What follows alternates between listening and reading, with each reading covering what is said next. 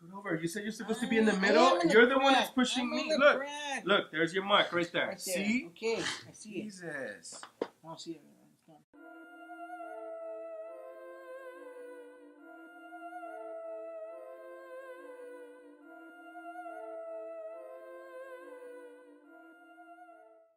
Hey, what's up guys, it's Benji here. I'm sorry, but we had some technical issues with the video intro. There was a problem with the recording and I couldn't upload that. So I'm just here to kind of introduce the new review that we're doing right now, which is Blair Witch, that just came out this Thursday.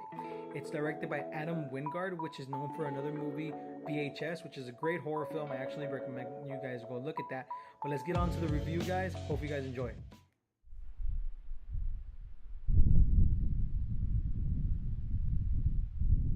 Let's talk about what this movie is about. Yeah, so it starts off with James, one of the main characters, played by James Donahue. A lot of these actors, on the other hand, are not very well known. They're not known at all, right? Yeah, so it starts off with James and Lisa, played by Hernandez. James finds a video of his 1999 sister in the original film, Heather, which he believes it's her in the video, and they're kind of like, hey, you know what, that's my sister. Let's go and find her. You know, you see this in the trailer. So you do see like, hey, I need to find her. I need to find her very well. So they want to find the original person that made the video. Right. Yeah.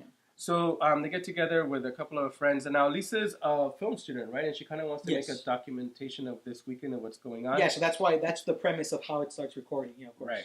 So James, Lisa, Peter, and Ashley, they all go into the woods. But they also team up with Lane and Talia, which is the people who released the footage that caused James to, you know, start this whole investigation all over again. Yeah, so they go camping, they take all their stuff, they're going in there, and they're going in skeptic. They don't believe in any of the myths about the Blair Witch, because of course there is the legend of the Blair Witch.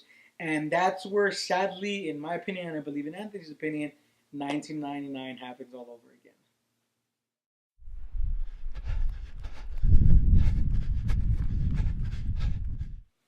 So let's talk about this film. I'm very happy that Halloween is upon us. This is my favorite time of the year, you know, September, October, maybe a little bit November for Dia de los Muertos. But I had high expectations for this film, not only because I was a very big fan of the first one that came out in 1999. I still remember it like if it was yesterday. That weekend was a lot of fun for me and my friends. But unfortunately, this movie did not meet my expectations. I see. I didn't go in expecting much just because I personally didn't like the 1999 film. Okay. I watched it as a kid. I think I was around 10 years old when I watched it, which, you know, I was into horror films. I'm into a lot of 70s horror films. Right. So it was something a little bit different for me, and I really didn't expect much of it. But going into this one, I see why people liked it. But overall, it still lacked on my side, but I want to hear what you thought about it. What were your positives and what were your negatives on it? I really enjoyed just the idea of going back into the woods. The idea, when I first was watching this film, I actually, once they got into the actual Black Hills Forest, I was like, whoa, this is like, feels like normal territory again. We're back, we're back in 1999 with Heather and everybody else. But then I started noticing that, you know, it is 17 years later. We have new technology. There is a drone camera. The walkie-talkies are more, you know, GPS and all that stuff. Yeah. But then actually, what I thought was going to be a positive ended up being a negative. It being a distraction. They started using it more as a like a scare tactic almost in a sense with the sound effects. I understand the importance of the found footage genre. Blair Witch was one of the leading, if not the leading movie that started all this, which I really enjoyed because it added a new aspect to the whole horror genre for me. But this movie started going downhill very fast. I have a way to measure movies. If I reach into my pocket and check the time, this movie's not good. I ended up doing this like 2 times. Yeah, I believe it was the same way. It started off very slow for me. It didn't really pick up, kind of showing the technology they were going to use. Right. Very slow going into the woods, finding out about the video that they found, you know. And it was a little hard for me to really get into caring about the characters overall. True. I cared about maybe 1 or 2, but yeah, it didn't really matter to me like that they died or they didn't. The one thing I can say that was very positive in my eyes was the sound effects. Mm. The sound of it was that's what creeped me out, because you would hear any little woods, and to me, when you would hear that noise, it sounded like the woods were engulfing them closer and closer. Right. It sounded very good. So whoever did the audio sounded amazing. Like, that was beautifully sound, and that's what scared me. And yeah, I don't like those pop scares that kind of lead to nowhere. You. Like, yeah. you know, when they scare you, it's more of a... It's the fact that they don't lead nowhere. Exactly, yeah. Instead of being like a creature or a monster or like being pulled by something, it's more of like, oh, it's just me here to save you kind of thing, you know. And I didn't like that about it. I do understand the shakiness of the camera. I do understand why they use that. It's more of a tactic of how can I say this? Your person view. When you're running, if you're doing that, it's something where it's not realistic that we would be focused. I don't know if that makes sense. I don't know. Like, I felt one of the things that I actually enjoyed about the movie was that the addition of Elaine and Talia, which is like these kind of like these backyard yokels, like these people that are kind of backwards. And Peter and all his friends thought that we're modern, we're college students, we know better, we don't believe in superstition. But when they met these people and they started telling them about the legends of, you know, of all the people in the past from the 1990 film, and these new kids are like laughing at it, I felt like, don't laugh, because things are going to happen. Exactly. It was something where it was like the nerdy kid always gets laughed at, but in the end, they're the ones that are right, you know?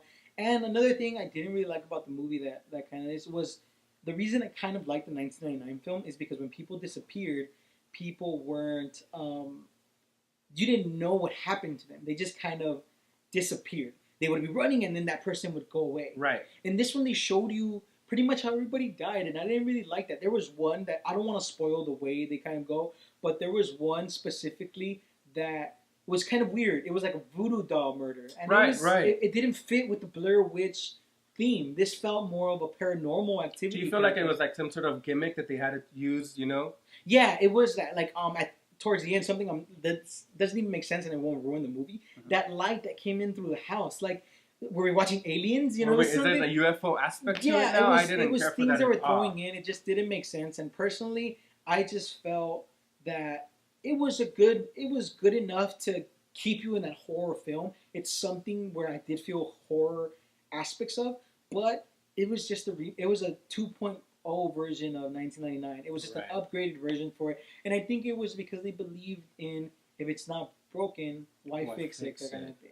And that's, honestly, I think that's where it lacked. I feel like not all the time is that a good way to go, you know? And I think they wanted to bring in those old characters, like in Star Wars. You know, I felt like it was very recycled, but Star Wars hit the mark and knew how to engage us with new characters. This was like, oh, we're just watching a remake. And this is actually a better version of the Blair Witch. And I think they just wanted to bring in new fans, and they didn't really think about the old fans too much, which they probably did because they wanted to keep it original. But overall, I just felt like, yeah, that's what really lacked on it.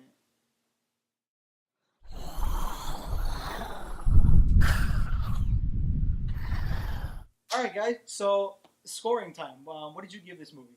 I unfortunately gave this movie a 6, barely a 6, and only because at the very end you got to see some new aspects, some new views on the Blair Witch, per se, if you want to say. But yeah, I understand why you don't want to say it, but I do see that. I'd give it a 7 out of 10, just because I didn't go in expecting much of this movie.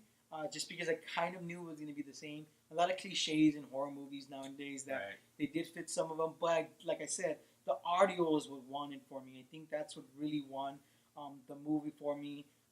Some of the Blair Witch stuff, like the things that were happening around the forest, was really cool. So yeah, I really do give it that. Overall, like, I recommend, if you're into horror films, this is actually a pretty good movie. You know, you are going to get your little jump scares, but I'm not a big horror fan, but so, you know, you're the bigger one. What do you think? I think you can skip it. I think this could be a rental or a Redbox or whatever. Unfortunately, I was looking forward to being just more scared, and I wasn't. I was more bored than anything else. Okay, that makes sense. So, if you watch the movie, let us know what you think. Let us know if you're going to go watch the movie, you know, after this review. Also, let us know in the comments down below if some of your top favorite horror movies. Let us know what you guys got scared of when you were kids or as you grew up older, you know. So, or let us know some obscure horror movies that you want us to look at and maybe review in future episodes. Yeah. Hey, what's up, guys? Benji and Anthony here, and thank you again for joining us at the bar for the Blair Witch review. Big fan here. Join us next Wednesday when we're going to be doing a fan chosen film for What to Watch Wednesdays, Inception, which came out in 2010. So thank you, Jose, for giving us that one. That film's really good, so catch us on Wednesday, guys, for that review. And again, thank you for joining us here, and have a good one.